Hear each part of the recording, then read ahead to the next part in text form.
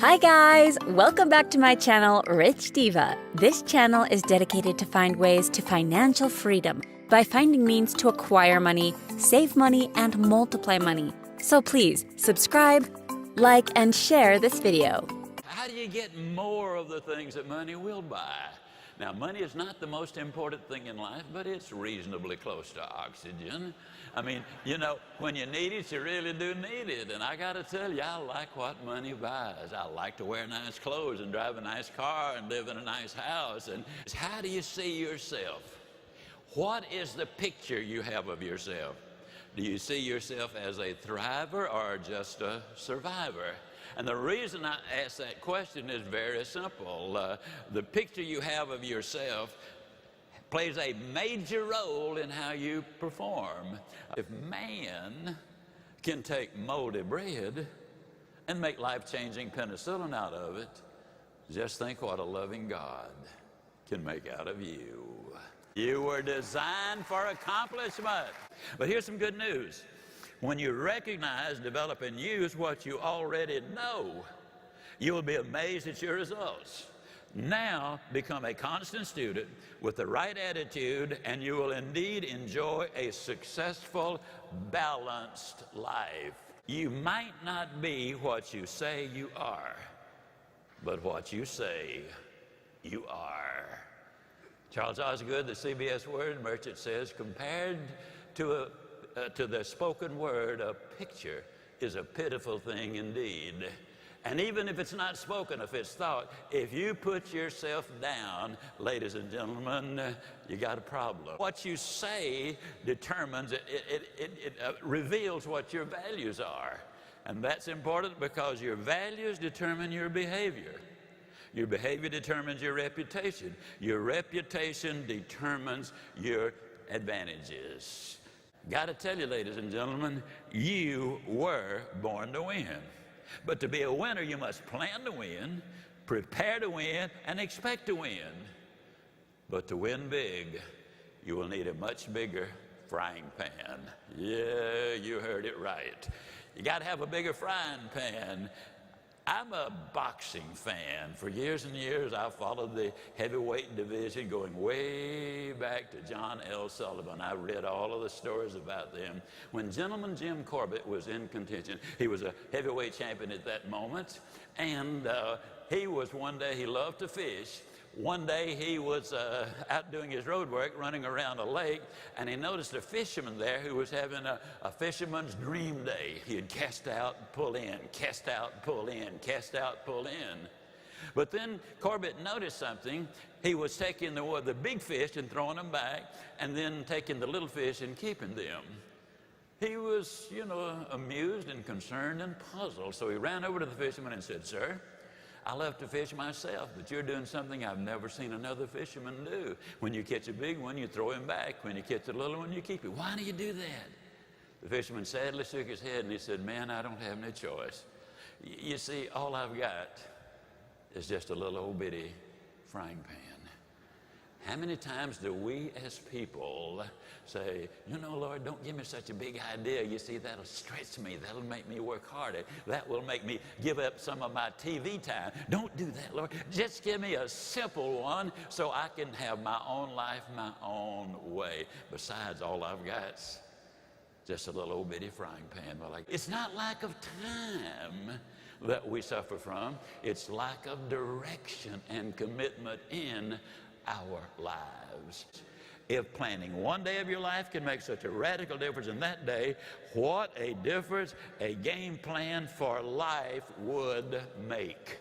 Now, what I'm really talking about is attitude. Attitude involves everything that we do. And I'm also, ladies and gentlemen, want to tell you what the healthiest attitude of all is. It's the attitude of gratitude. Psychologically speaking, Dr. Frank Menrith of the world-renowned Menrith Clinic says the more you express gratitude for what you have, the more you will have to express gratitude for. And then he said, on the other side of the coin, the more you complain about the problems you have, the more problems you will have to complain about. First of all, always in business, you first of all instruct. quickly the group will understand that you expect their best. My mama didn't expect us to be the best at everything we did, but she expected us always to do our best. She set some standards. We knew she was going to inspect to make certain she got what she expected. She criticized the performance. Listen carefully, please. She praised the performer. That showed respect and self-worth. 46% of the people who voluntarily, according to the Department of Labor, 46% of those who voluntarily leave their job do so because they do not feel respected and or appreciated. And what a loss it is when we lose a productive worker because we do not respect them. Thomas Jefferson said, "Nothing can stop the man with the right mental attitude from achieving his goals. Nothing on earth can help the man with the wrong mental attitude." Got some good news for you, folks. You don't have a great attitude because you're successful. You are successful because you have a great attitude. Your attitude is something that you can control. How do you get more of the things that money will buy and all of the things that money won't buy? See, I like what money buys. Nice clothes, nice car, nice house, nice trips, and all that kind of stuff. But money will buy all of those things. I love what money won't buy.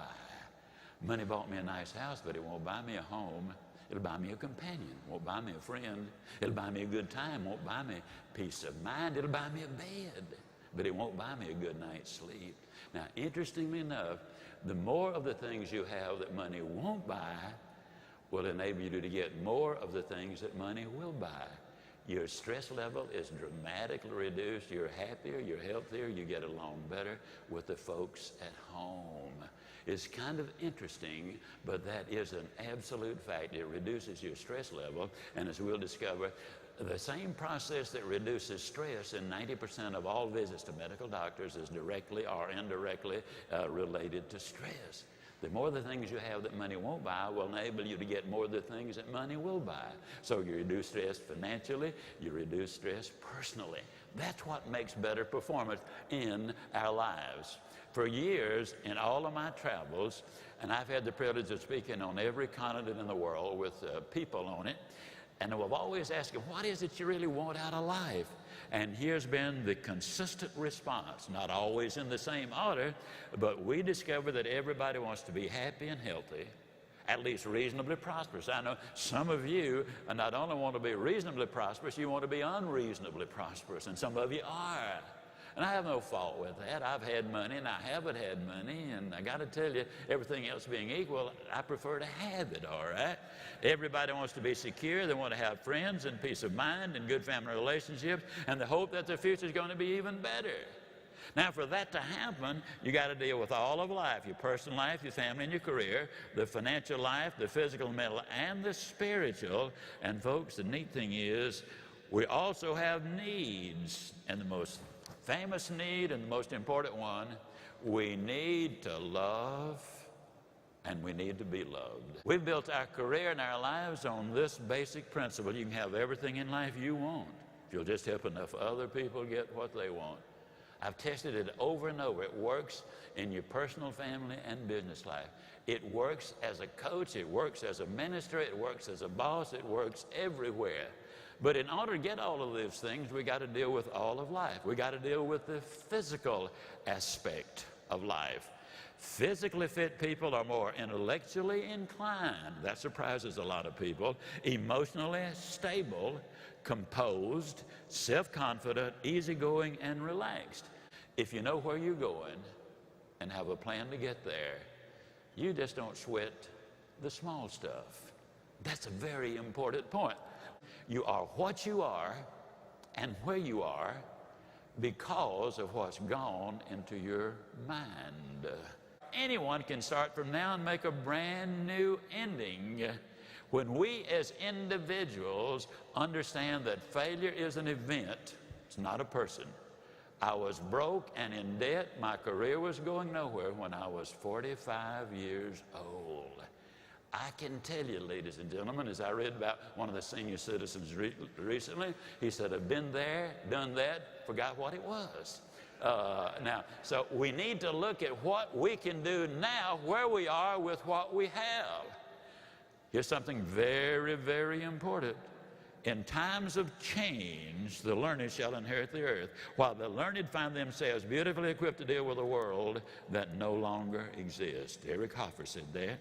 We cannot become what we need to be by remaining what we are. Not just having a positive thinking, it's positive thinking. Now, what is positive thinking? It's positive thinking with a game plan. That's what it is. You got to have a plan. But if I've already repeated this, or I said it, let me repeat it. Nothing can stop the man with the right mental attitude from achieving his goal. Nothing on earth can help the man with the wrong mental attitude.